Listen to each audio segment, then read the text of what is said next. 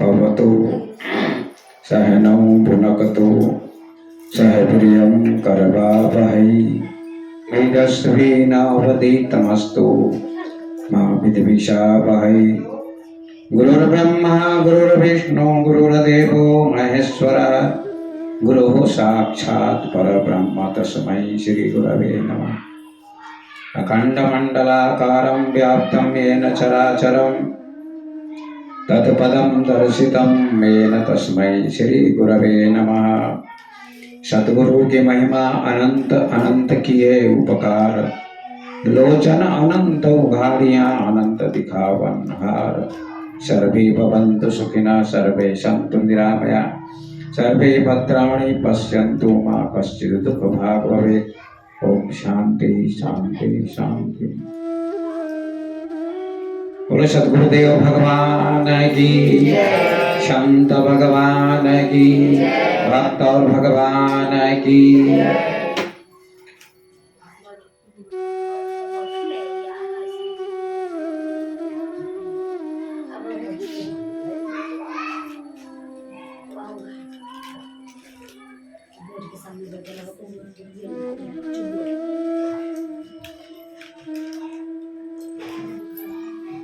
भक्त प्रेमी सज्जनों,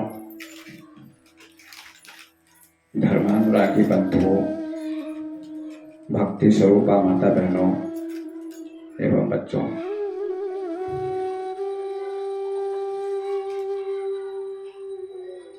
भगवान की प्राप्ति कैसे होती है, ईश्वर की प्राप्ति या ब्रह्म की प्राप्ति कैसे होती है, इसके संबंध में मैं आपको बताऊंगा। हम लोग परमात्मा को प्राप्त करना चाहते हैं, लेकिन परमात्मा की प्राप्ति कैसे होती है, परमात्मा का ज्ञान कैसे होगा, इसके बारे में समझना पड़ेगा। आप डायरेक्ट परमात्मा से नहीं मिल सकते। परमात्मा का ज्ञान डायरेक्ट आपको नहीं मिल सकता। इसके लिए माध्यम की जरूरत पड़ती है। बिना माध्यम के परमात्मा की प्राप्ति नहीं हो सकती है।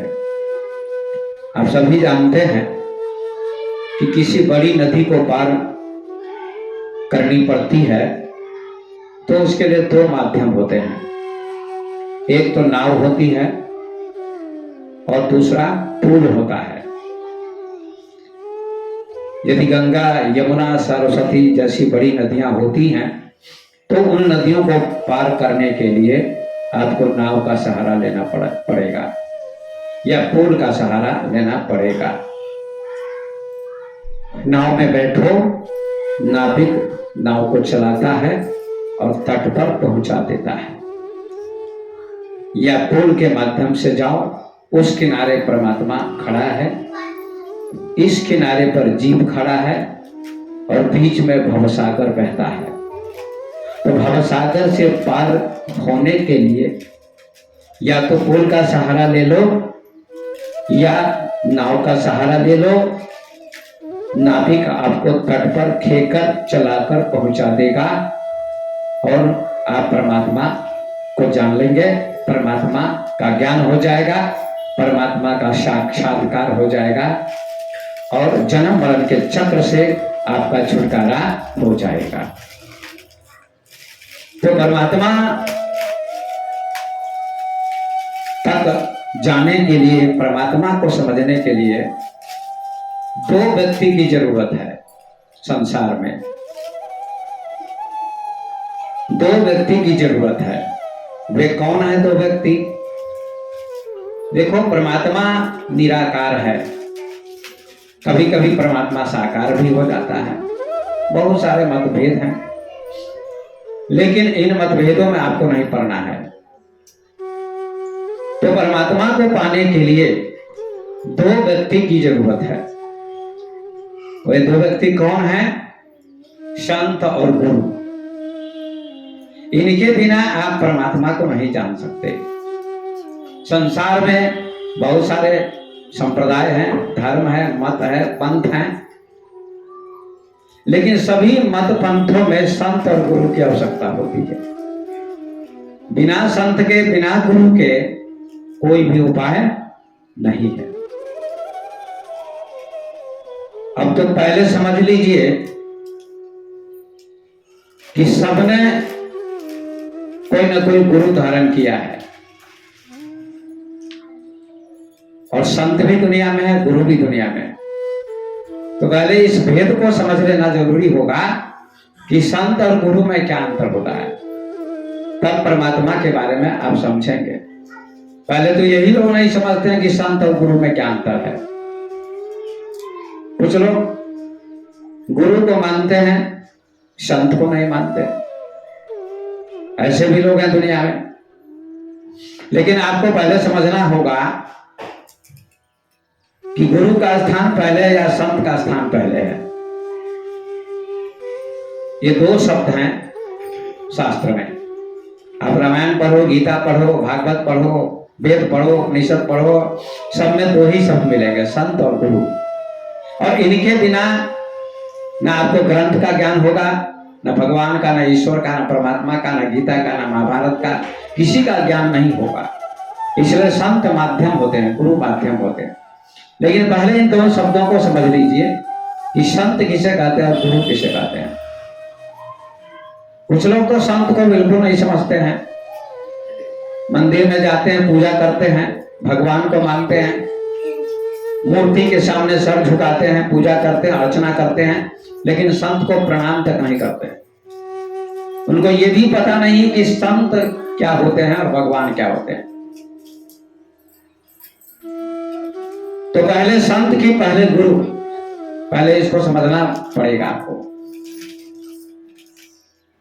देखो, रामचरितमानस पढ़ो या कबीर साहब का ग्रंथ पढ़ो या उपनिषद पढ़ो। आप लोगों ने उपनिषद नहीं पढ़ा होगा। उपनिषद बहुत ऊंचा ग्रंथ होता है, 108 उपनिषद होते हैं, हम लोगों ने अध्ययन किया है। तो उपनिषद बहुत गहरा विषय है, MA PhD का विषय है। और रामायण गीता में भी बहुत ऊंची बातें हैं, लेकिन सरल ढंग से समझाया गया है। तो आप समझने का प्रयास करो कि पहले संत की, पहले गुरु। तो आप रामचरितमानस पढ़ो कि पहली भक्ति क्या है। पहले संत की भक्ति करो, संत के पास बैठो, तब गुरु का ज्ञान होगा। जैसे मैं आपके यहाँ भी आया, अरविंद जी के यहाँ आया हूं, तो राम प्रवेश जी के यहाँ, सुंदर देवी के यहाँ इन्होंने बुलाया है, और 15-20 दिनों से मैं हूं, और 2-3-4 दिनों तक सत्संग भी हुआ है, मंदिर में भी प्रवचन हुआ 2 घंटे तक। तो मैं देख रहा था बहुत लोग आ रहे थे, मूर्ति भगवान को प्रणाम कर रहे थे। अच्छी बात है प्रणाम करना भगवान को, भगवान की पूजा करना अच्छी बात है, पाठ करना अच्छी बात है। लेकिन उन लोगों को ये ज्ञान नहीं है कि पहले संत को प्रणाम करना चाहिए।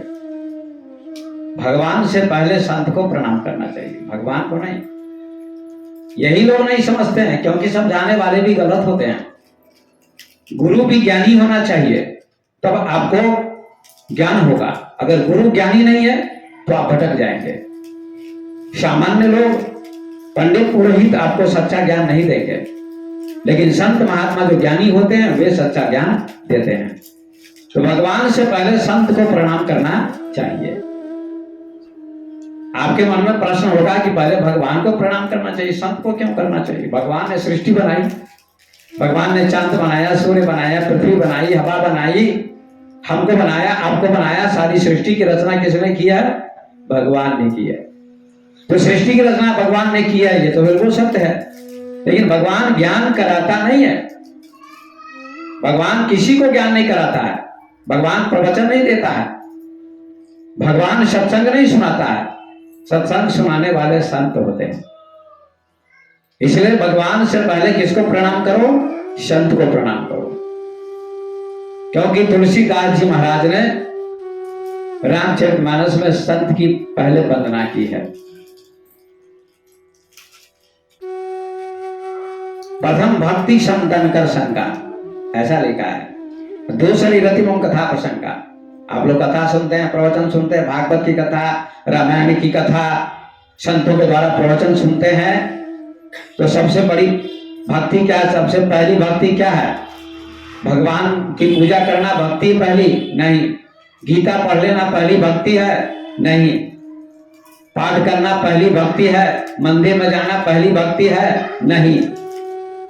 तो पहली भक्ति क्या है? ये भगवान राम कहते सबरी से पहली भक्ति संत का संग करो। प्रथम भक्ति संतन कर संगा।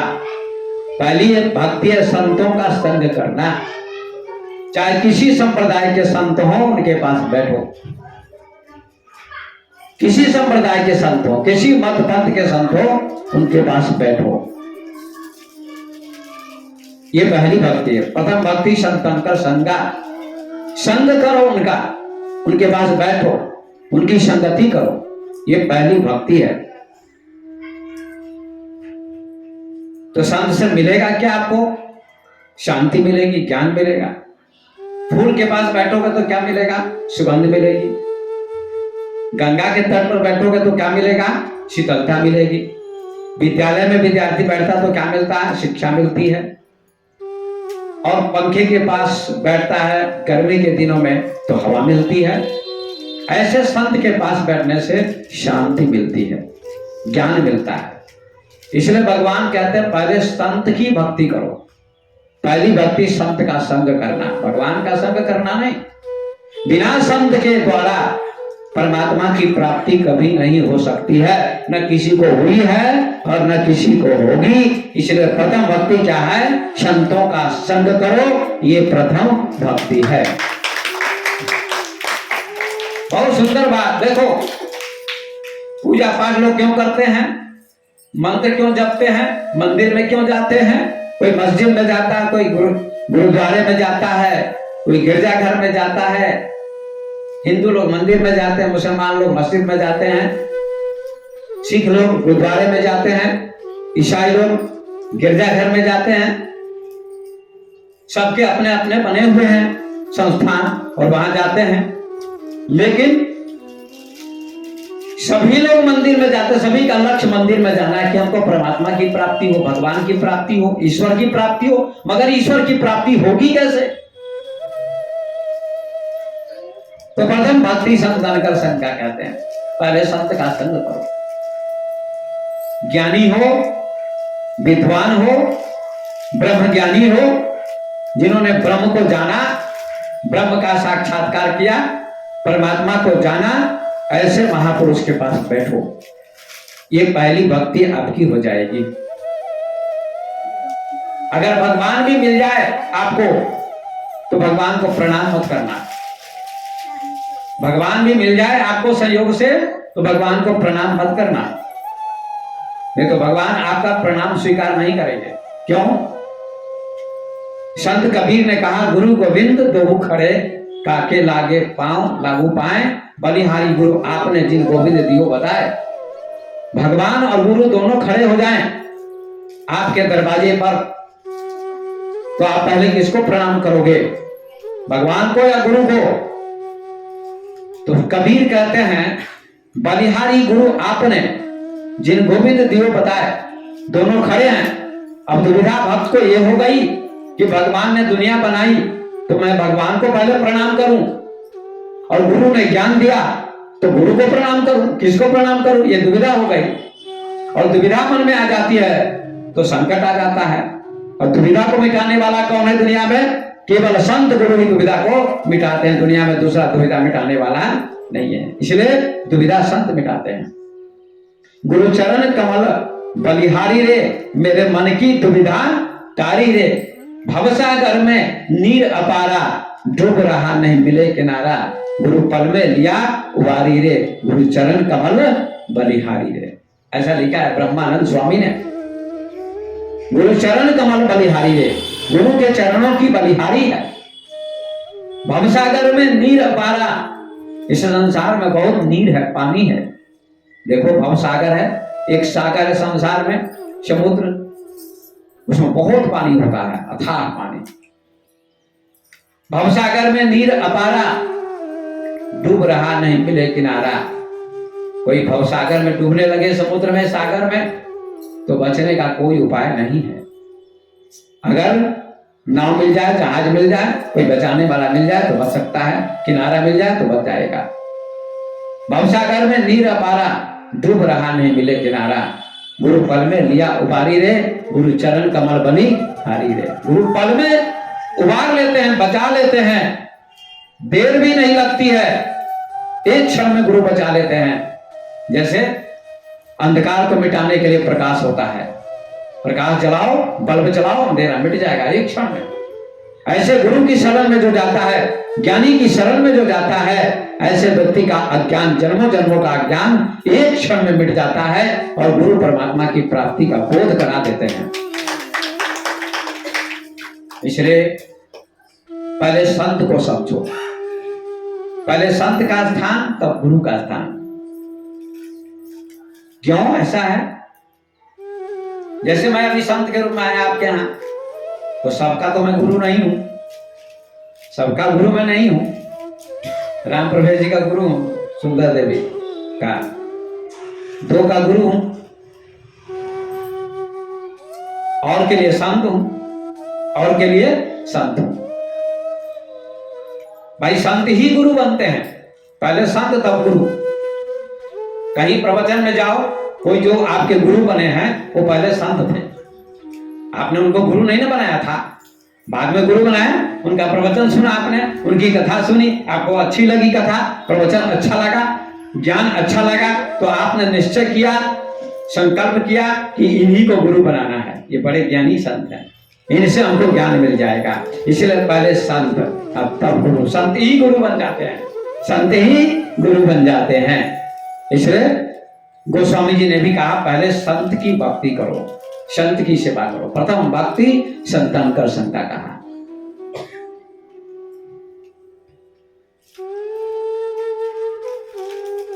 प्रथम भक्ति संतन कर संका, दूसरी रति कथा प्रसंगा। ये कथा प्रवचन जो सुनते हैं आप लोग, ये दूसरी भक्ति है, ये कथा दूसरी भक्ति है, प्रवचन सुनना दूसरी भक्ति है। पहली भक्ति है किसी संत के पास बैठो, उनकी सेवा करो, उनको प्रणाम करो। क्योंकि अगर भगवान को पाना है, परमात्मा को पाना है, तो परमात्मा को पाने के लिए आपको संत की भक्ति करनी पड़ेगी, संत की सेवा करनी पड़ेगी, संत के पास बैठना पड़ेगा।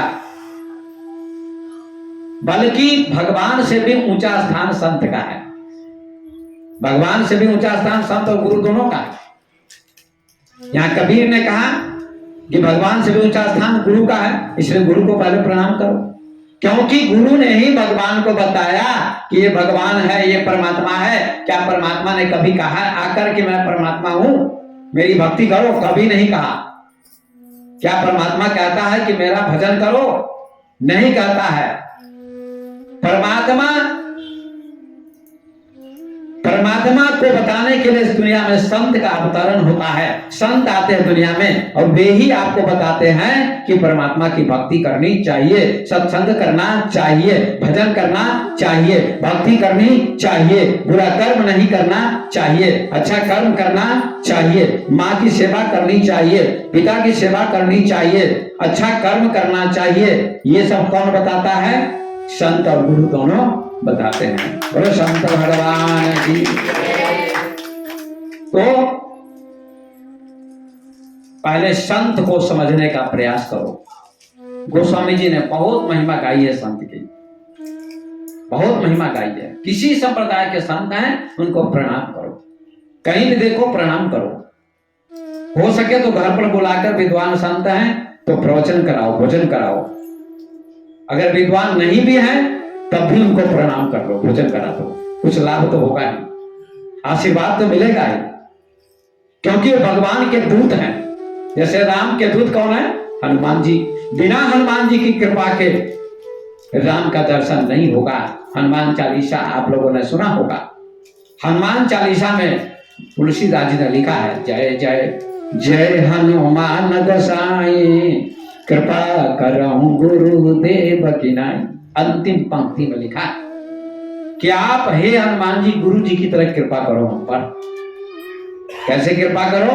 गुरु जी की तरह, जैसे गुरु जी कृपा करते हैं शिष्य पर, ऐसी कृपा हमारे ऊपर करो। आपकी जय जयकार हो हनुमान जी, जय जय जय हनुमान गोसाई कृपा करो गुरुदेव की नाई, माने तरह। कितना सुंदर लिखा। और राम दुआरे तुम रखवारे, होत न आज्ञा बिनु पैसारे। राम के दरबार में प्रवेश करने के लिए आपको हनुमान जी से मिलना पड़ेगा। हनुमान जी द्वारपाल हैं और बिना द्वारपाल के मिले आप किसी ऑफिसर के पास नहीं जा सकते हो। द्वारपाल से मिलना पड़ेगा, बातचीत करनी पड़ेगी, वो आज्ञा देगा तो ही अंदर जा सकते हो और ऑफिसर से मिल सकते हो। ऐसे ही परमात्मा ऑफिसर की तरह है और संत द्वारपाल की तरह है, हनुमान जी की तरह है, जिनसे मिले बिना कोई न परमात्मा को पाया है न पा सकता है। ये संसार का नियम है, शास्त्र का नियम है। इसलिए पहले संत की महिमा को समझो। कोई भी संत हो प्रणाम करो। गोस्वामी जी ने यहां तक लिख दिया कि संत का संग करने से क्या मिलेगा आपको, क्या मिलेगा। दुनिया का काम करते हो तो मिलता है कुछ, दुकान करते हो पैसे मिलते हैं, व्यापार करते हो पैसे मिलते हैं, कोई शिक्षक पढ़ाता है पैसे मिलते हैं, घर का काम चलता है, जीवन चलता है, जीविका चलती है। लेकिन संत का संग करने से क्या मिलता है? मिलता है सबसे बड़ी चीज मिलती है। क्या मिलता है? गोस्वामी जी ने एक दोहा लिखा कि संत संग अपवर्ग कर, कामी भव कर पंथ, कहीं संत कवि को विदा, श्रुति पुराण सद ग्रंथ। संत संग अपवर्ग करा, संत का संग करने से आपको मोक्ष मिलेगा। अपवर्ग माने मोक्ष मिलेगा। देखो अपवर्ग में अपवर्ग शब्द का क्या अर्थ है? अ माने नहीं, पवर्ग माने 5 अक्षर। ध्यान देना, प फ ब भ म, ये 5 अक्षर है ना। इन 5 अक्षरों को क्या कहते हैं? पवर्ग। कवर्ग, चवर्ग, टवर्ग, तवर्ग, पवर्ग, ये 5 वर्ग होते हैं, 25 अक्षर। लेकिन पवर्ग का क्या अर्थ है? गोस्वामी तुलसीदास जी ने बहुत सुंदर अर्थ किया कि संत संग अपवर्ग करा, संतों का संग करोगे तुम तो क्या मिलेगा? तुमको मोक्ष मिलेगा। मोक्ष का अर्थ होता है आवागमन से छुटकारा, न जन्म होगा न मृत्यु होगी, दोनों से छुटकारा हो जाएगा। इसलिए संत का संग करो, संत संग अपवर्ग करो। कामी भव कर पंथ, अपवर्ग अ माने नहीं, पवर्ग माने 5 वर्गों से मुक्त कर देंगे। और 5 अक्षर का अर्थ मैं बता देता हूं आपको। शिक्षक पढ़ाते हैं प फ ब भ म बच्चों, लेकिन इसका अर्थ शिक्षक को भी पता नहीं होता है। प माने पाप, प माने पाप, पाप करोगे, चोरी करोगे, डकैती करोगे, झूठ बोलोगे तो कभी न कभी प फ, फिर अंत में दूसरा अक्षर क्या? फंस जाओगे। प माने फंस जाना। चोरी करता है, डकैती करता है तो कभी न कभी फंस जाता है। 100 दिन चोर के 1 दिन साधु का, कहते हैं ना लोग, कहावत है। कब तक चोरी करोगे, कब तक डकैती करोगे? कभी न कभी फंसोगे। तो पाप का अर्थ होता है पाप, और पाप 5 प्रकार के होते हैं। हिंसा, चोरी, झूठ, नशा, व्यभिचार, ये 5 पाप हैं। हिंसा मत करो, हत्या मत करो, मांस मत खाओ, मछली मत खाओ, किसी को गाली मत दो। ये क्या है? हिंसा है, ये भी हिंसा है। किसी को दुख देना भी हिंसा है। हिंसा मत करो। बहुत सी महिलाएं पूजा करती हैं, मंदिरों में जाती हैं, फूल तोड़ तोड़ के डलिया में 3-3 घंटे पूजा करती हैं और फिर मांस खाती हैं, फिर मछली खाती हैं। तो पूजा का क्या अर्थ हुआ? क्या ऐसी पूजा भगवान को स्वीकार होगी? कभी नहीं होगी। क्या सबरी मांसाहारी थी? नहीं। क्या मीराबाई मांसाहारी थी? नहीं। क्या ध्रुव मांसाहारी थे? नहीं। क्या प्रहलाद मांसाहारी थे? नहीं। क्या कबीर जी मांसाहारी थे? नहीं। सब परम ज्ञानी परम संत थे। ऐसे आपको भी बनना पड़ेगा। चाहे घंटों पूजा कर लो, और जब तक तुम शाकाहारी नहीं बनोगे और गुरु नहीं बनाओगे तब तक परमात्मा का दर्शन कदापि संभव नहीं होगा। इसलिए हिंसा, चोरी भी मत करो। थोड़े बहुत सभी लोग चोर हैं। आपके घर में कोई चोर आता है, चोरी करके चला जाता है, पैसे की चोरी, कपड़े की चोरी, उसको आप चोर कहते हैं। लेकिन हम लोग भी थोड़े बहुत चोर हैं। हमका मतलब हमको मत गिनना। हमको मतलब संसार के लोग कुछ ना कुछ चोरी करते हैं। भाई का हिस्सा उसको दिए बिना तुम खा लोगे, ले लोगे कोई चीज, तो वो भी चोरी हो जाएगी। देवरानी जेठानी तो है घर में, और जेठानी चुपके से कुछ खा लेती है, या अपने बेटे को दे देती है मलाई ज्यादा, घी ज्यादा, मक्खन ज्यादा, या कुछ ज्यादा मिठाई, ये भी चोरी हो जाएगी। पहले देवरानी के बेटे को खिला दो, ये जेठानी का कर्तव्य होता है, तो घर में कभी झगड़ा नहीं होगा, कभी कलह नहीं होगा, वो घर स्वर्ग हो जाएगा। जेठानी का कर्तव्य है देवरानी के बेटे को पहले खिला देना, उसके बाद अपने बेटे को खिलाना, तो कभी भी आपके घर में विवाद नहीं होगा, आपका घर स्वर्ग हो जाएगा। लेकिन ऐसा नहीं लोग करते हैं, महिलाएं ऐसा नहीं करती है, बहुत कम ऐसी महिलाएं होती। अपने घर को स्वर्ग बनाओ, ये चोरी मत करो।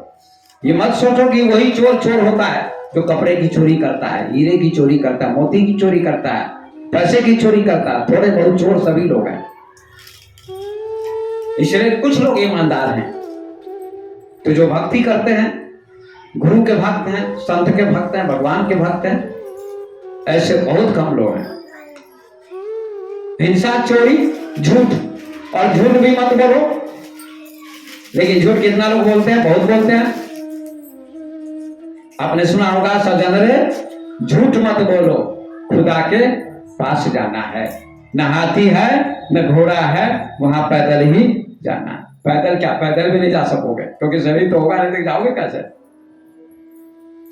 इसलिए झूठ मत बोलो। हमारे संतों ने कहा झूठ सबसे बड़ा पाप है। संत कबीर ने कहा सांच बराबर तप नहीं, झूठ बराबर पाप, जाके हृदय सांच है ताके हृदय आप। सांच बराबर तप नहीं, तपस्या क्या है? सच बोलना ही तप है। 100% अगर आप सच बोलते हैं तो जो भी बोलोगे वही हो जाएगा, जो बोलोगे वो हो जाएगा। सच बोल के देखो 100%, लेकिन 100% लोग नहीं बोलते हैं। 100% अगर सत्य बोल दे व्यक्ति, तो जो कहेगा वो हो जाएगा, उसकी वाणी सत्य हो जाएगी। कौन ऐसा किया? किसने किया? 100% सत्य का उच्चारण किसने किया? 100% सत्य कौन बोला? हरिश्चंद्र कभी झूठ नहीं बोलता था, इसलिए मरा हुआ बेटा भी उसका जीवित हो गया, ऐसा उल्लेख है। इतना सत्य बोलता था, एक भी झूठ नहीं बोलता था, इसलिए मरा हुआ बेटा भी उसका जीवित हो गया। चंद्र टरे सूरज टरे, टरे जगत व्यवहार, पैर दृढ़ श्री हरिश्चंद्र के, टरे न सत्य विचार। चंद्रमा रात के बदले दिन में उगे और सूरज दिन के बदले रात में उगे, लेकिन हरिश्चंद्र कभी झूठ नहीं बोलता है। हरिश्चंद्र ने कहा मैं कभी झूठ नहीं बोलता। हरिश्चंद्र का नियम टलने वाला नहीं, इसलिए सत्य सत्य बोलो। वेद कहते हैं सत्यम वद धर्मम च, सत्य बोलो और धर्म का आचरण करो। लेकिन सत्य लोग नहीं बोलते। सत्य ही धर्म है। आपसे पूछे कोई धर्म किसे कहते हो, क्या बताओगे? हिंदू धर्म, बौद्ध धर्म, जैन धर्म, ईसाई धर्म, इस्लाम धर्म, बहुत सारे धर्म है। लेकिन सबसे बड़ा धर्म क्या है? वो स्वामी तुलसीदास ने लिखा। सबसे बड़ा धर्म क्या है? रामचरितमानस में ये नहीं लिखा है कि फला धर्म सबसे श्रेष्ठ है, ऐसा नहीं लिखा। पढ़ के देखो, ऐसा नहीं लिखा है कि बौद्ध धर्म श्रेष्ठ है या हिंदू धर्म श्रेष्ठ है। हालांकि हम लोग हिंदू धर्म में हैं, तो हिंदू धर्म की बहुत महानता है। अन्य धर्मों में भी कुछ ना कुछ अच्छाई है, सभी धर्मों में कुछ ना कुछ अच्छाई होती है, ये बात नहीं कि अच्छाई नहीं होती है। लेकिन गोस्वामी जी ने ये लिखा कि धर्म कौन सा श्रेष्ठ है। उन्होंने लिखा धर्म न दोसर सत्य समाना, आगम निगम पुराण बखाना। धर्म न दूसर सत्य समाना, सत्य के समान कोई भी धर्म दुनिया में नहीं है, ये लिखा है। ये कान खोलकर सुन लो आप लोग। धर्म न दूसर सत्य समाना, सत्य के समान कोई भी धर्म दुनिया में नहीं है। आगम निगम पुराण बखाना, वेद में पुराण में लिखा है कि सत्य ही सबसे बड़ा धर्म है। इसलिए सत्यम वद, सत्य बोलो, धर्मम चर, धर्म का आचरण करो। कभी कभी बड़ी दुविधा आ जाती है, सत्य बोलने में कठिनाई आती है। एक कसाई गाय का पीछा कर रहा है मारने के लिए। मुसलमान लोग गाय की हत्या करते हैं, हिंदू लोग गाय को माता मानते हैं। हिंदू की दृष्टि में गाय माता होती, पूज्य होती है। एक कसाई गाय का पीछा कर रहा था मारने के लिए, हत्या करने के लिए। गाय भागी जा रही थी, भागती भागती कहां पहुंची? एक संत के आश्रम में। संत ने उस गाय को कमरे में बंद कर दिया, ताला लगा दिया। कसाई पहुंचा और कहता है, बाबा गाय आपके आश्रम में आई है। अब संत सत्य बोलेंगे तो गाय की हत्या होगी। अब यहां बड़ी दुविधा वाली बात है, बड़ा संकट उपस्थित हो गया। यदि यहां सत्य बोलेंगे संत तो गाय को ले जाएगा कसाई, उसकी हत्या कर देगा। यदि झूठ बोलते हैं तो पाप लगेगा। अब क्या करें? सत्य बोलेंगे, यहां सत्य बोलने में भलाई नहीं है, कभी कभी झूठ भी बोलना पड़ता थोड़ा बहुत ऐन मौके पर। यहां संत ने सत्य नहीं कहा, एक उच्चारण किया, एक ऐसा रास्ता अपनाया, एक तरकीब निकाली। क्या उन्होंने कहा कसाई को? देखो, जो बोलता है वो देखता नहीं है और जो देखता है वो बोलता नहीं है, ऐसा कहा। कसाई समझ नहीं पाया और कहा बाबा पागल लगता है, ये बाबा पागल लग रहा है, हाथ माइंड लग रहा है। कहता जो बोलता है देखता नहीं, जो देखता है बोलता नहीं। संत ने झूठ भी नहीं उच्चारण किया, दोनों के बीच में रहे। इसका मतलब क्या हुआ? कसाई तो समझा नहीं, चला गया, गाय की रक्षा हो गई। लेकिन अर्थ क्या निकला इसका? जो बोलता है वो देखता नहीं। बोलना माने मुंह बोलता है तो देखता नहीं है, मुंह बोलता है तो देखता है। मुंह के पास आंख नहीं होती है, मुंह बोलता है पर देखता नहीं है। और जो देखता है वो बोलता नहीं है। आंख देखती है पर बोलती नहीं है। बोलती है? नहीं बोलती। ऐसा संत ने कहा जो बोलता है देखता नहीं और जो देखता है वो बोलता नहीं। कसाई चला गया, गाय की रक्षा हो गई। बोलो वृंदावन बिहारी लाल की, उसकी रक्षा हो गई गाय की। ये संत तरीका निकालते हैं। संत संग अपवर्ग करो, हिंसा, चोरी, झूठ, नशा। नशा भी मत करो, नशा नहीं करना चाहिए। नशा माने शराब पीना, जुआ खेलना, वो पान पराग खाना, शिखर खाना, ये सब नशा है। तो नशा भी मत करो। अगर नशा करना है तो एक चीज का नशा करो। संत लोग भी नशा करते हैं, किस चीज का? एक चीज का नशा करते हैं, भक्ति का नशा, सत्संग का नशा, ज्ञान का नशा, समाधि का नशा। शिव जी हमेशा समाधि में रहते हैं, लेकिन शिव के भक्तों ने शिव के नाम को भी कलंकित कर दिया। शिव जी भांग पीते हैं तो गांजा पीते हैं और मस्त रहते हैं, गलत बात है। शिव जी गांजा भांग कभी नहीं पीते थे, ये याद कर लेना आप लोग। शिव जी समाधि में रहते थे, गांजा भांग कभी नहीं पीते थे। लेकिन शिव भक्त गलत बोलते हैं और गांजा पीते हैं और कहते हैं जय गणभत्ता, फूक दो बंबई कलकत्ता, रहे ना आपका पत्ता। शिव जी समाधि में रहते थे। कौन सी समाधि में? परमात्मा की समाधि में, परमात्मा की समाधि में रहते थे। और समाधि किससे कहते हैं आप लोग जानते हैं? नहीं जानते। रामचरितमानस में गोस्वामी जी ने लिखा, शंकर सहज स्वरूप समारा, लागे समाधि अखंड अपारा। शंकर सहज स्वरूप समारा। शंकर जी हमेशा सहज समाधि में रहते थे। लागी समाधि अखंड अपारा। समाधि का अर्थ क्या होता है? इतने भक्त लोग भक्ति करते हैं, सुन रहे हैं सत्संग, बहुत गुरु के भक्त होंगे, लेकिन समाधि शब्द की व्याख्या बहुत ऊंची होती है। समाधि शब्द का अर्थ बहुत अच्छा होता है, समझने का प्रयास करो। सम माने समान, धी माने बुद्धि। अभी आप लोग मेरे प्रवचन को सुन रहे हैं, मेरी वाणी सुन रहे हैं, मेरा सत्संग सुन रहे हैं। आप लोगों का मन कहीं नहीं होगा, अभी शब्दों में लगा होगा, शरीर पर भी नहीं रहता। जब सत्संग सुनता है व्यक्ति, प्रवचन सुनता है, कथा सुनता है, तो शरीर को भी भूल जाता है। मैं भी भूल जाता हूं।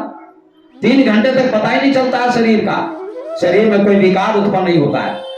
उसका नाम समाधि है। जहां मन का पता ना हो, जहां बुद्धि का पता ना हो, बुद्धि भी भगवान में लीन हो जाए, मन भी भगवान में लीन हो जाए। जैसे पानी दूध में मिल जाता है तो पानी भी दूध जैसा हो जाता है और उसी भाव में पानी भी दिखता है। ऐसे मन भी पानी है, बुद्धि पानी है, और जब मन आपका, बुद्धि आपकी परमात्मा में लीन हो जाए, ऐसी अवस्था का नाम समाधि है। इसी को समाधि कहते हैं। शंकर सहज स्वरूप समारा, लागी समाधि अखंड अपारा। अब देखो इसमें स्वरूप शब्द का प्रयोग किया गया है। मैं आप लोगों से पूछूं कि स्वरूप किसे कहते हैं, रूप किसे कहते हैं? रामायण में, रामचरितमानस में कई बार स्वरूप की चर्चा आई है, रूप की चर्चा भी। देखो दो चीजें हैं, एक रूप और एक स्वरूप। रूप शरीर का होता है, काला गोरा, ये क्या है? रूप है। कोई स्त्री काली है, कोई गोरी है, कोई पुरुष काला है, कोई गोरा है, ये रूप हुआ। और स्वरूप का मतलब जिसका कोई रूप नहीं, उसका नाम स्वरूप है। आपकी आत्मा का कोई रूप है? नहीं है। परमात्मा का कोई रूप है? नहीं है। फूल का रूप है, काला, नीला, हरा, पीला, अनेक रंग होते हैं, लेकिन फूल की जो सुगंध होती है, खुशबू होती है, क्या उसका कोई रूप होता है? नहीं होता है। ऐसे आत्मा का कोई रूप नहीं है। आत्मा का कोई रूप नहीं है, परमात्मा का कोई रूप नहीं है। उसका अनुभव संत कराते हैं। इसलिए संत संग अपवर्ग करा, कामी भवकर पंथ। संत क्या करते हैं? 5 पापों से मुक्त करते हैं। प से पाप, फ से फंसना और ब से बंधन। जेल में भी चला जाता है कभी कभी अपराधी, बंधन हो गया। भ से भय, और जेल में चला जाता है तो भय होने लगता है। और म से मृत्यु, कभी कभी मृत्यु भी हो जाती है जेल में ही। ये 5 पाप हैं। इन 5 पापों से संत मुक्त करते हैं और मोक्ष देते हैं। इसलिए कहते हैं संत संग अपवर्ग करा, कामी भवकर पंथ। कहानी संत कभी कोविद श्रुति पुराण सदग्रंथ। कभी कहते हैं, विद्वान कहते हैं, पुराण कहते हैं कि संत का संग करोगे तो मोक्ष मिलेगा। सबसे बड़ी उपलब्धि मोक्ष मिलेगा, और मोक्ष की सभी की इच्छा है, मोक्ष मिले हमको, मुक्ति मिले। ऐसा कोई व्यक्ति जिसको मुक्ति नहीं चाहिए, मोक्ष नहीं चाहिए, ऐसा कोई व्यक्ति है दुनिया में? नहीं है। मोक्ष सबको चाहिए। वो वाला मोक्ष लोग नहीं चाहते हैं, आवागमन वाला मोक्ष लोग नहीं चाहते हैं। पहले सांसारिक मोक्ष चाहते हैं, दुख ना हो। दुख से छुटकारा भी मोक्ष है, मुक्ति है। किसी को दुख हो जाता है, बीमारी हो जाती है, रोग हो जाता है, तो दुख से मुक्त होना चाहता है। कहा जाता है दुख से मुक्त होने के लिए कहा जाता है डॉक्टर के पास। डॉक्टर दवा देते हैं, आप दवा खाते हैं तो आपकी बीमारी मिट जाती है, दुख से छुटकारा हो गया, दुख से मुक्ति मिल गई, दुख से मोक्ष मिल गया। ऐसे एक दुख है सबसे बड़ा दुख। ये दुख तो होगा बार बार, शरीर का दुख बार बार होगा, बार बार आपको दवा खानी पड़ेगी। लेकिन एक सबसे बड़ा दुख है, एक सबसे बड़ी बीमारी है, वो है जन्म और मरण। ये 2 दुख हैं, ये 2 दुख हैं, सबसे बड़े दुख हैं। देखो आपके घर में बच्चे का जन्म होता है तो उस समय आप प्रसन्न होते हैं कि दुखी होते हैं? बताओ आप लोग। प्रसन्न होते हैं। आपके घर में बच्चे का दुख जन्म होता है, किसी लड़की का या लड़के का, तो लोग प्रसन्न होते हैं, दुखी नहीं होते। तो जन्म लेना क्या है, दुख है कि सुख है? दुख है, सुख नहीं है। लेकिन लोग बड़ा उत्सव मनाते हैं। बच्चे का जन्म हुआ, बेटे का जन्म हुआ, बेटी का जन्म हुआ, छठी मनाते हैं, उत्सव मनाते हैं, हनुमान आराधना करवाते हैं। इधर तो नहीं करवाते, बिहार साइड में करवाते हैं, मैं उधर से आया हूं। और भी लोग फंक्शन करते हैं, लोगों को भोजन देते हैं, उत्सव करते हैं जन्म में कि जन्म हुआ है। लेकिन संतों ने जन्म को भी दुख माना है। जन्म भी दुख है और मृत्यु भी दुख है। आप कहोगे जन्म कैसे दुख है? जन्म कैसे दुख है? जन्म भी दुख है। अरे भाई, जब जन्म ही नहीं होगा तो जवानी कैसे आएगी? फिर जवानी चली जाती तो क्या आता है? बुढ़ापा आता है। बुढ़ापे के बाद मृत्यु आती है। तो मृत्यु को कौन बुला कर लाता है? आज मुझे यहाँ कौन बुला कर लाया है? अरविंद जी बुला कर लाए हैं। अगर ये बुला कर नहीं लाते राम प्रवेश जी के यहाँ से, सुंदर देवी के यहाँ से, तो मैं यहाँ नहीं आता। इसी प्रकार से मृत्यु को बुलाने वाला जन्म है। इसलिए संतों ने कहा जन्म भी दुख है और मृत्यु भी दुख है। मृत्यु को जन्म ही बुला कर लाता है, इसलिए दोनों को दुख कहा जाता है। जन्म और मृत्यु दोनों से छूटने का नाम मुक्ति है, मोक्ष है, ब्रह्म की प्राप्ति है, ईश्वर की प्राप्ति है, परम प्राप्ति है, परम पद की प्राप्ति है।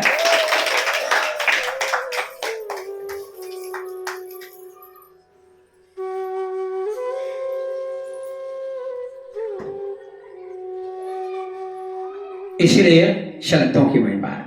तो पहले संत को समझो, तो संत से फिर आप संपर्क करेंगे, सत्संग करेंगे, सेवा करेंगे, तो संत ही आपके गुरु बन जाते हैं। इसीलिए गोस्वामी तुलसीदास जी ने पहले संत की महिमा गाई कि प्रथम भक्ति संतन कर संगा।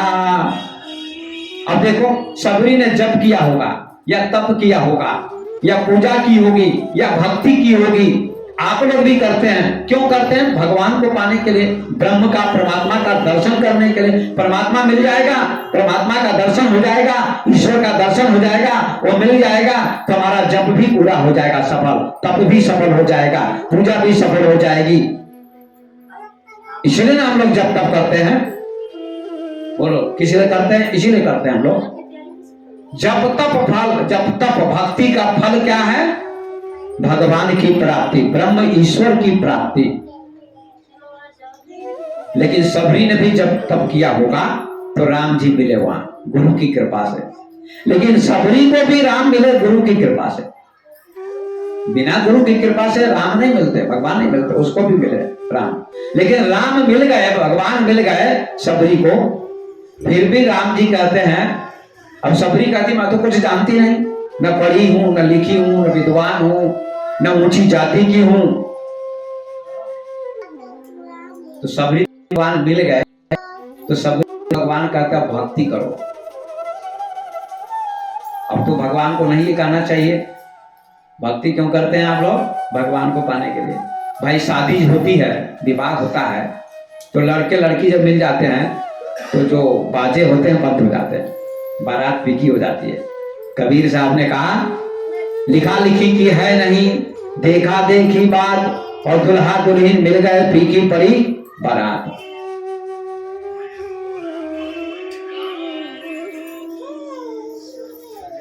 अब सिंदूर पड़ गया, बारात फीकी हो गई।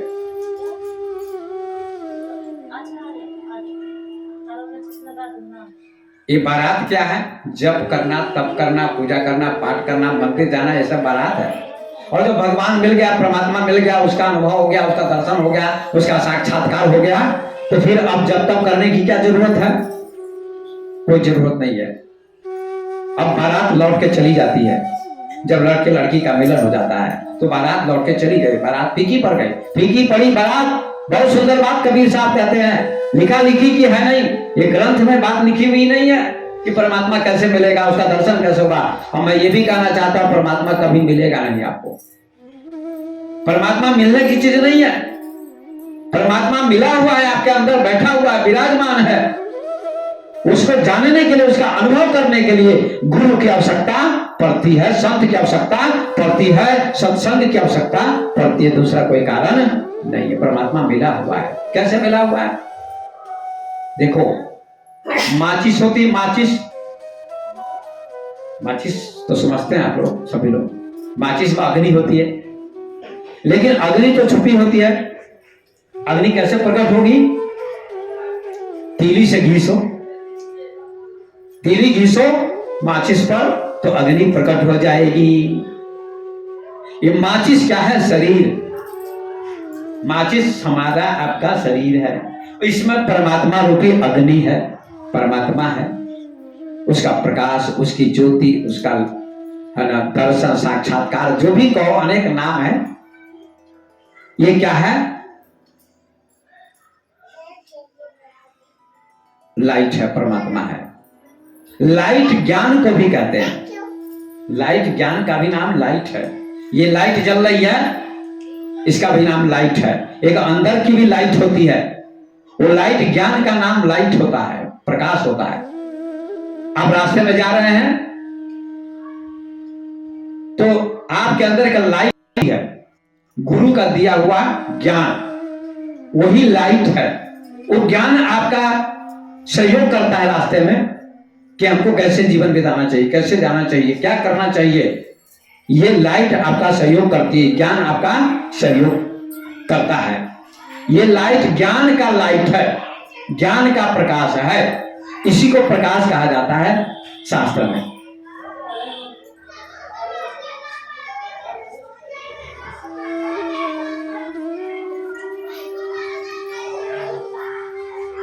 तो सबरी को भगवान मिल गए।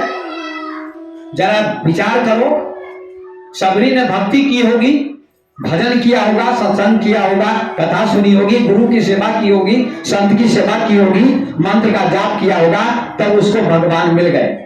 लेकिन फिर राम जी कहते फिर भक्ति करो। अब क्यों कहते भक्ति करो? अब क्या जरूरत भक्ति करने की? अब क्या है संत का संग करने की? अब क्या जरूरत है गुरु करने की? लेकिन अब भी जरूरत है। अगर भगवान भी आपको मिल जाए तब भी सत्संग करो, परमात्मा भी मिल जाए तब भी सत्संग करो, क्योंकि मन भटकता रहता है, मन भटकता रहता है। इसलिए भटकते हुए मन को गुरु के ज्ञान में, सत्संग में, कथा में लगा दो तो मन भटकेगा नहीं, आपका शांत रहेगा। इसलिए भगवान के मिलने के बाद भी सत्संग करना चाहिए। इसलिए राम जी कहते हैं कि पहले संत की संगति करो तब भक्ति करो। इसलिए पहले संत को मानो, उसके बाद गुरु को मानो। संत ही गुरु बन जाते हैं, संत गुरु बन जाते हैं और परमात्मा की अनुभूति कराते हैं। लेकिन आज बहुत भक्त लोग भटके हुए, पढ़े लिखे लोग भी भटके हुए। परमात्मा का अनुभव करो, परमात्मा का अनुभव करो, भगवान का अनुभव करो। अनुभव कैसे होगा? अनुभव कैसे होगा? आप भोजन करते हैं, हम भोजन करते हैं, तो भोजन का अनुभव होता है। हमने भोजन किया, इसका अनुभव होता है। पेट भर गया, ये अनुभव है। अनुभव दिखाई नहीं पड़ता है।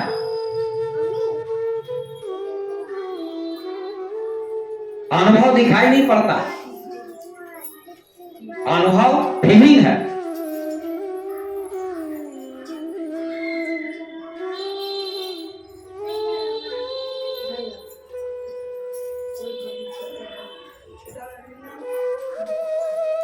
बोले गुरुदेव भगवान की।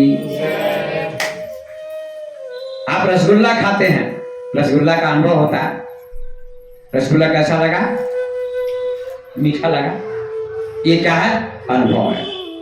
मिठास को आप दिखा नहीं सकते, मिठास देखने की चीज नहीं है, न दिखाने की चीज है। इसका नाम क्या है?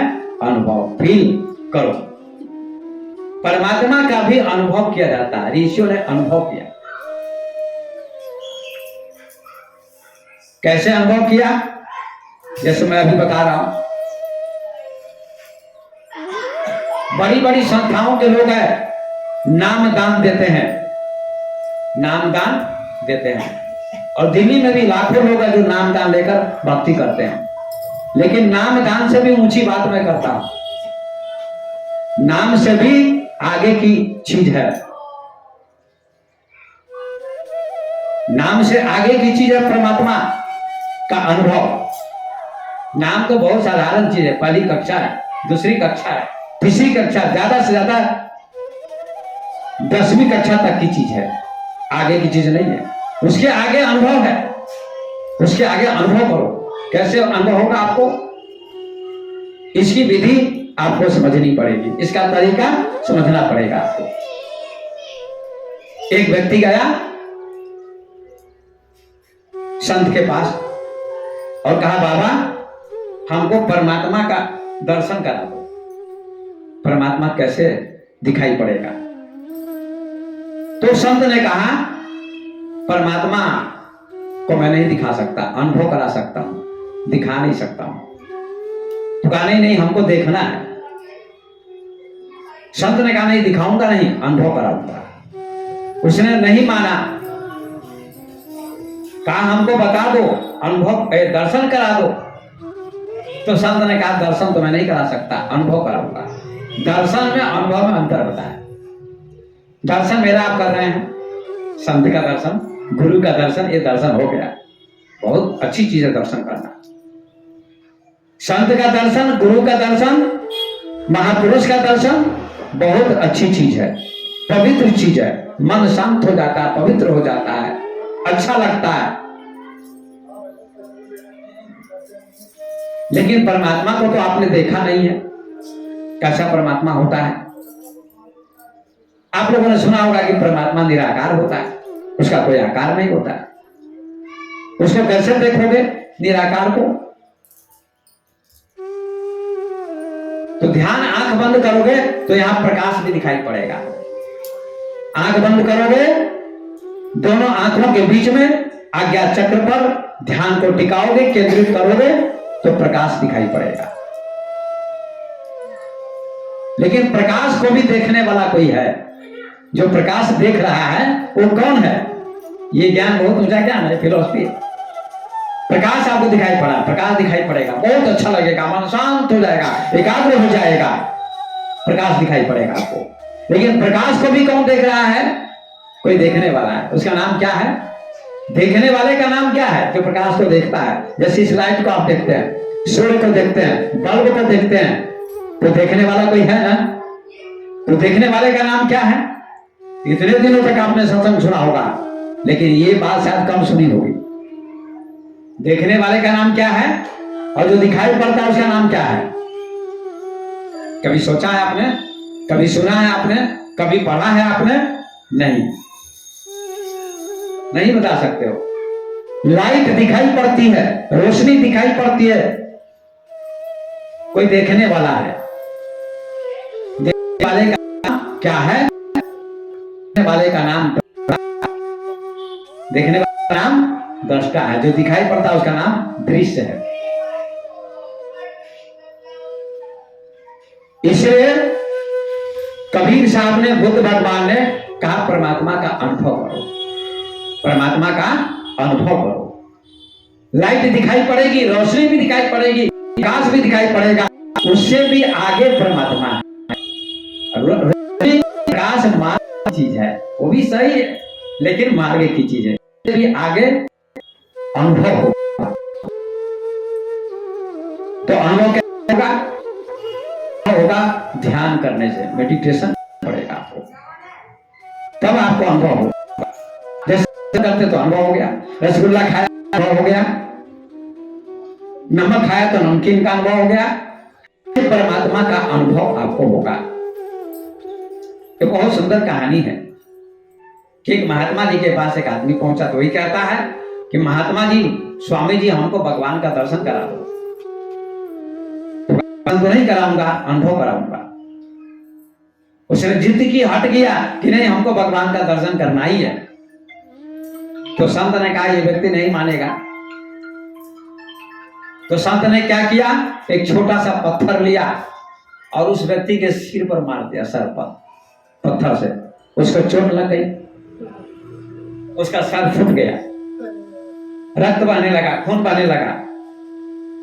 वो बहुत गुस्से में आ गया, क्रोध में आ गया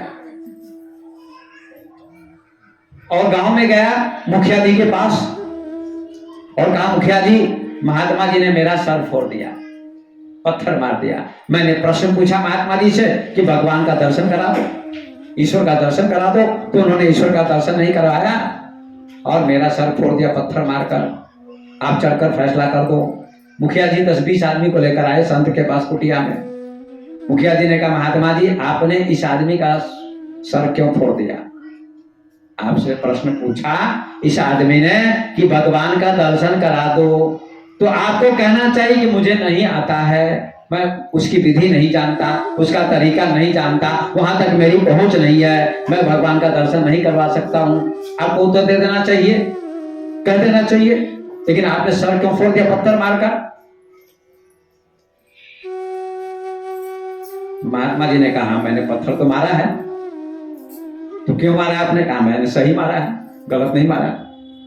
ये इसका सर फूट गया है, खून निकल रहा है, ब्लीडिंग हो रही है, ब्लड निकल रहा है, और ये क्या बोल रहा है इसे पूछो। संत जी मुखिया जी से कहते हैं ये क्या बोल रहा है, इसका सर फूटा हुआ है, ब्लीडिंग हो रही है, ब्लड निकल रहा है, खून निकल रहा है, लेकिन ये क्या कह रहा है? हमको बहुत दर्द हो रहा है, हमको बहुत दर्द हो रहा है, ये अपना दर्द दिखा दे। तो इसका दर्द कैसा है? काला है कि पीला है कि नीला है कि हरा है? कैसा इसका दर्द है ये बता दे अपने दर्द को, तो मैं भी भगवान को दिखा दूंगा। मुखिया जी ने कहा तुम्हारा दर्द कैसा है भैया बताओ, काला है कि पीला है कि नीला है? कहा महाराज आप पागल हैं, दर्द दिखाने की चीज नहीं, अनुभव करने की चीज है महाराज। उस व्यक्ति ने कहा जिसको चोट लगी थी, महात्मा जी ने कहा स्वयं उत्तर दे रहा है, ये स्वयं उत्तर दे रहा है, खुद उत्तर दे रहा है कि दर्द दिखाने की चीज नहीं है, दर्द अनुभव की चीज है। जिसको चोट लगती है, ठोकर लगती है, ठेस लगती है, उसी को दर्द का पता चलता है। या किसी माँ के घर में बच्चा होता है, जब बच्चा देने का समय आता है तो बहुत पीड़ा होती है, प्रसव पीड़ा।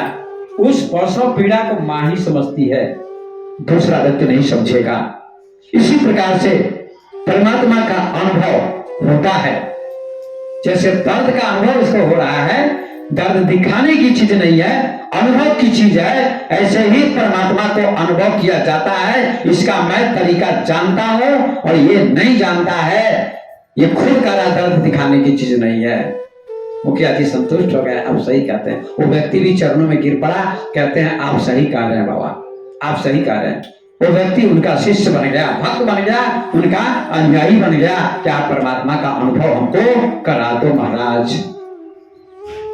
उसको परमात्मा का अनुभव करा दिया। एक और उदाहरण सुन लो।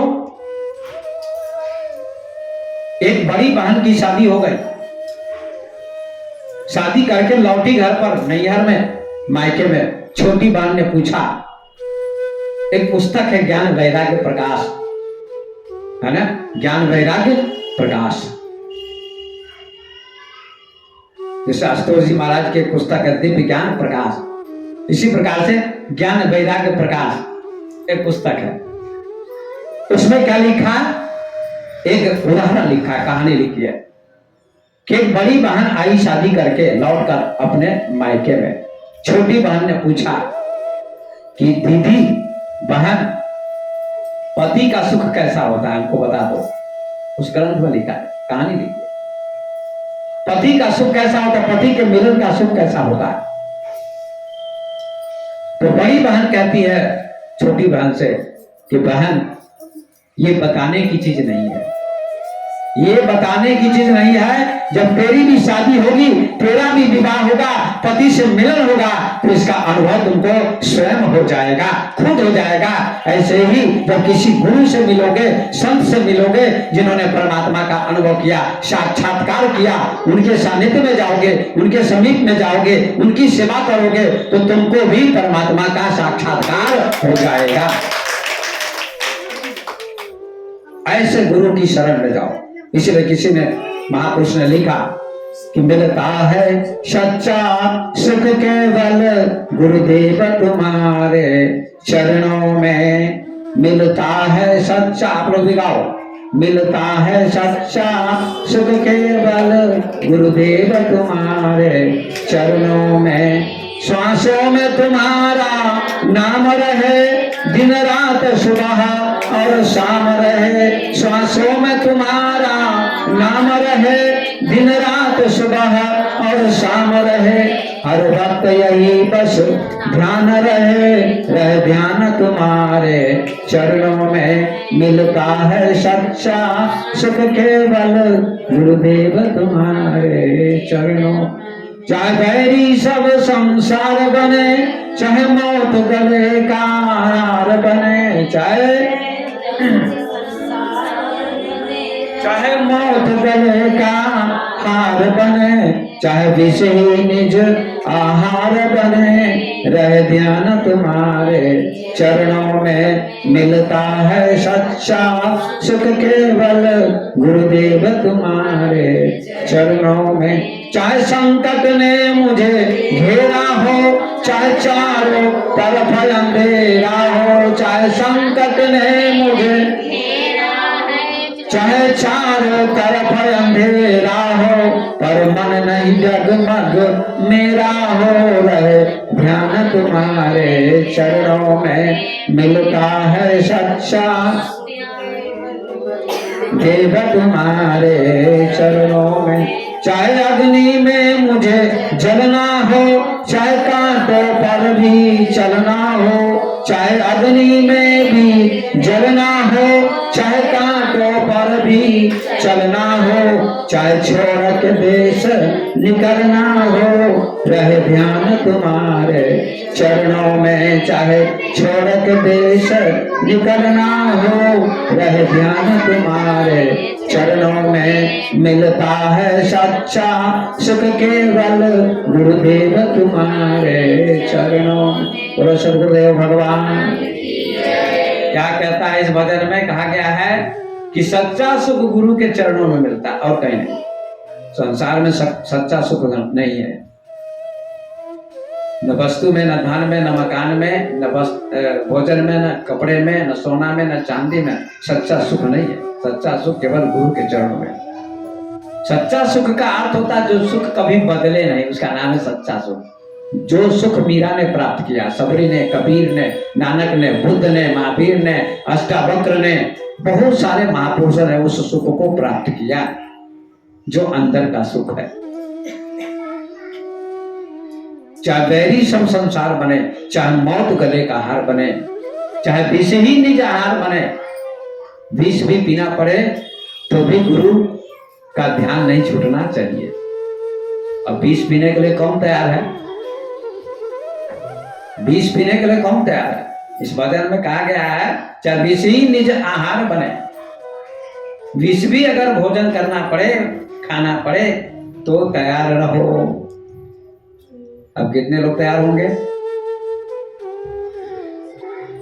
विष दिया जाएगा, सभी मना कर देंगे क्योंकि विष आपको मार देगा, आपकी मौत हो जाएगी विष पीने से। लेकिन एक दो व्यक्ति हुए जिनकी मौत नहीं हुई विष पीने से, मीरा की और प्रहलाद की। प्रहलाद को भी विष दिया गया था और मीरा को भी। ये विष असर क्यों नहीं किया मीरा को? विष तो किसी को भी मार देता है। मीरा क्यों नहीं मरी? उसकी मौत क्यों नहीं हुई? मीरा की तरह समर्पण भावना लोगों की नहीं है। मीरा की 100% समर्पण भावना थी भगवान के प्रति, कृष्ण के प्रति, गुरु के प्रति। 100%। जैसे विज्ञान कहता है 100 डिग्री ताप पर पानी भाप बनता है, 1 डिग्री भी कम होगी तो पानी भाप नहीं बनेगा।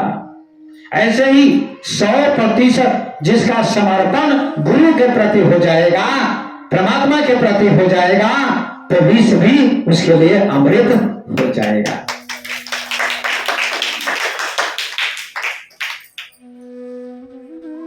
लेकिन ताली बजाने से काम न चलेगा। विष आपको दिया जाएगा तो आप मरेंगे जरूर। आप मत पीना, मीरा ने पिया, आप मत पीना, नहीं तो आपका राम नाम सत्य हो जाएगा। आप लोग मत पीना। उतना समर्पण भाव होता है तब अनंत जन्मों का पुण्यात्मा कोई होता है, तब ऐसी क्षमता प्राप्त होती है, ऐसी शक्ति प्राप्त होती है। समर्पण की भावना ऐसी होनी चाहिए, तब होगा। इसीलिए कहते हैं चाहे विष ही निज आहार बने, रहे ध्यान तुम्हारे चरणों में। चाहे संकट ने मुझे घेरा हो, चाहे चारों तरफ अंधेरा हो। इसलिए आप लोग मंत्र का जाप भी करो, लेकिन कुछ ध्यान भी करो। लेकिन आप ध्यान का अर्थ नहीं समझते हैं।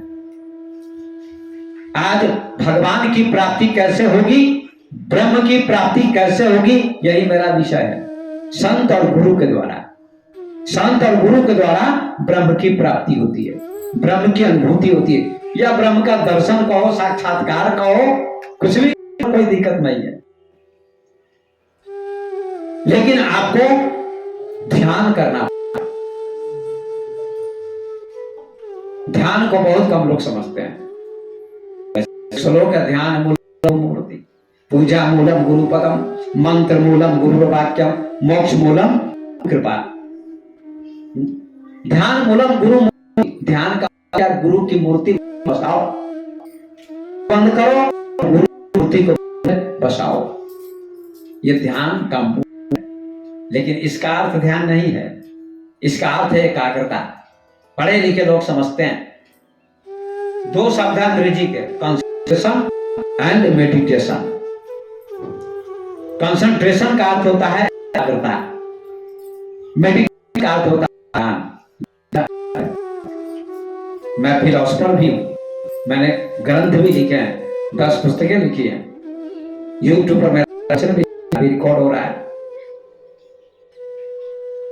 मैं ध्यान मेडिटेशन, भगवान बुद्ध ने ध्यान किया और भी बहुत ने, कृष्णमूर्ति, ओशो जी, बहुत ऐसे महापुरुष हुए जो ध्यान करवाते थे। तो ध्यान का अर्थ आंख बंद करके गुरु को देखने का नाम ध्यान नहीं है। आंख बंद करके गुरु को देखना, भगवान को देखना अच्छी बात है, लेकिन इसका नाम है एकाग्रता। याद रखना, इसका नाम क्या है? एकाग्रता। कंसंट्रेट करो अपने मन को। कितना चंचल मन है आपका? बहुत चंचल है, सबका मन चंचल है। किसी का मन शांत होता है, ठहरता है, नहीं ठहरता। आंख बंद करो, कहां कहां जाता है, दिल्ली, बंबई, कलकत्ता, न जाने कहां कहां भटकता है। लेकिन काम करो, माताएं काम करती, भोजन बनाती, बर्तन साफ करती, कपड़े धोती है, चाहे कोई व्यक्ति पुरुष भी काम करता है, उस समय मन नहीं भटकता है, मन उसी काम में लगा रहता है। लेकिन जब आंख बंद करो, करके ध्यान करो परमात्मा का, तो मन भटकेगा, बाहर भागेगा, बहुत भटकेगा। प्रयोग करके देखना।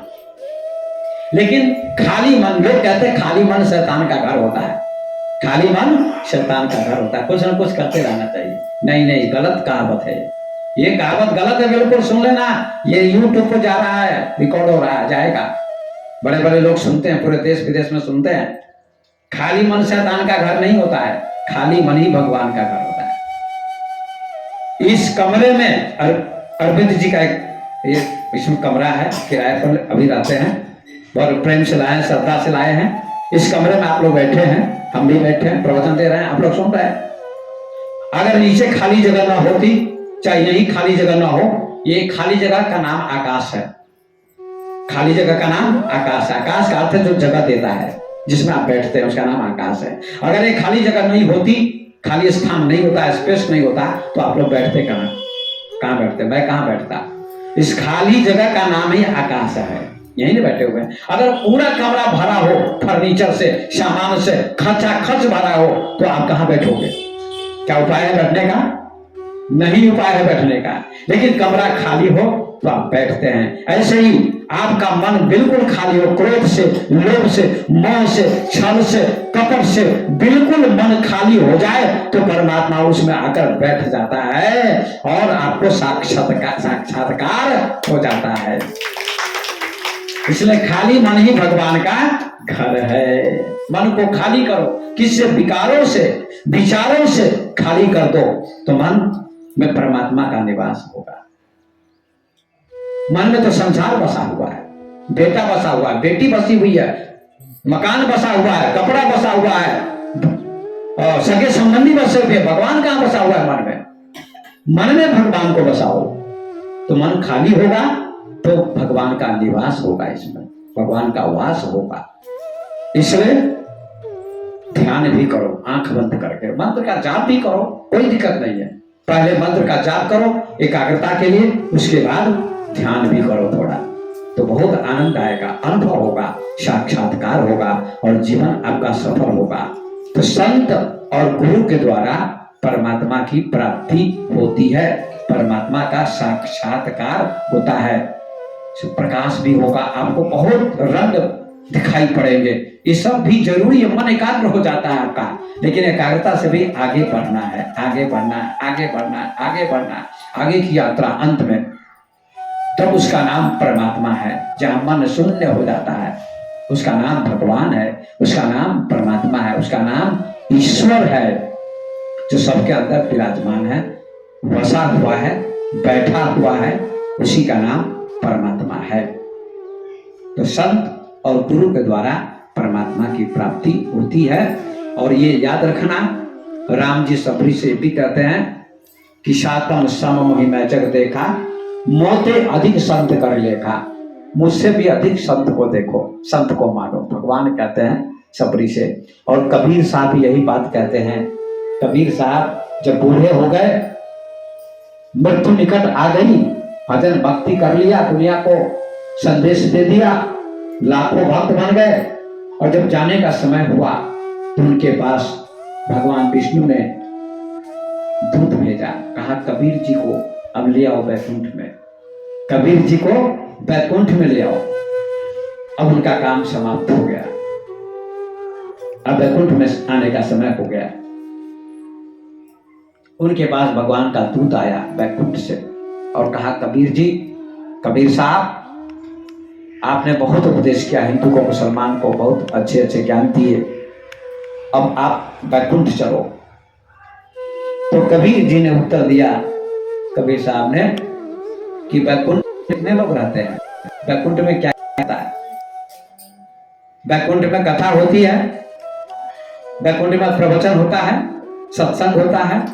तो भगवान के दूत ने कहा बैकुंठ में सत्संग नहीं होता है, बस लक्ष्मी जी रहती हैं, जय विजय तो द्वारपाल रहते हैं, कभी कभी मैं चला जाता हूँ फिर चला आता हूँ, बस 4 आदमी रहते हैं। वहां कथा नहीं होती, सत्संग नहीं होता, प्रवचन नहीं होता। तो उन्होंने उत्तर दिया, फिर ऐसे बैकुंठ में मैं नहीं जाना चाहूंगा। उन्होंने बहुत सुंदर उत्तर दिया, राम बुलावा भेजिया, दिया कबीरा रोए, जो सुख साधु संग में सो बैकुंठ न होए। राम बुलावा भेजिया, कबीर साहब ने कहा कि राम ने बुलावा भेजा है मुझको, दिया कबीरा रोए, लेकिन कबीर रोने लगे, कहा नहीं, मैं बैकुंठ में नहीं जाऊंगा। क्यों नहीं जाऊंगा? सभी लोग बैकुंठ में जाना चाहते हैं। आप हनुमान चालीसा पढ़ते हो या कोई पढ़ता, उसमें क्या लिखा रहता है? अंत में लिखा रहता है, अंतिम चौपाई होती है, पंक्ति होती है, क्या उसमें लिखा है कि जो हनुमान जी की आरती गावे, वैसे बैकुंठ परम पद पावे। जो हनुमान जी की आरती करेगा वो बैकुंठ में निवास करेगा। लेकिन कबीर ने बैकुंठ को भी ठुकरा दिया कि हमें बैकुंठ की जरूरत नहीं है, मैं बैकुंठ नहीं जाना चाहता हूं। क्यों? भगवान के दूत ने कहा क्यों नहीं जाना चाहते आप? बैकुंठ में तो सभी जाना चाहते हैं। कहा नहीं, सभी जाना चाहते लेकिन मैं नहीं जाऊंगा। कहा क्यों नहीं? तो जो सुख साधु संग में सो बैकुंठ न होए। जो सुख साधु संग में मिलता है, जो शांति, जो सुख, जो आनंद संत के संग में, गुरु के संग में मिलता है धरती पर, वह बैकुंठ में भी नहीं मिलता है, इसलिए मैं बैकुंठ नहीं जाऊंगा। ये उत्तर दे दिया। भगवान के दूत चले गए। इसलिए साधु संत की महिमा है, साधु संत का महत्व है। इसलिए हमारे संतों ने, महापुरुषों ने कहा, पहले संत का संग करो, फिर संत ही गुरु तुम्हारे बन जाएंगे। कोई संत जिनसे आपको संतुष्टि मिल जाए वे आपके गुरु बन जाते हैं। इसलिए आप पहले संत को प्रणाम करो, संत का संग करो, संत की सेवा करो, संत के पास उठो बैठो, तो वही संत आपके गुरु बन जाएंगे और फिर गुरु के द्वारा परमात्मा की प्राप्ति होगी और जीवन आपका सफल होगा, आनंदमय होगा, सुखमय होगा, आनंदमय होगा और जीवन धन्य हो जाएगा। अब अपनी वाणी को मैं विराम देता हूँ। हमारे अरविंद जी ने हमको बुलाकर सत्संग करवाया, बहुत बहुत धन्यवाद के पात्र हैं अरविंद जी। बड़ी आस्था है, बड़ी भक्ति है, बड़ा भाव है।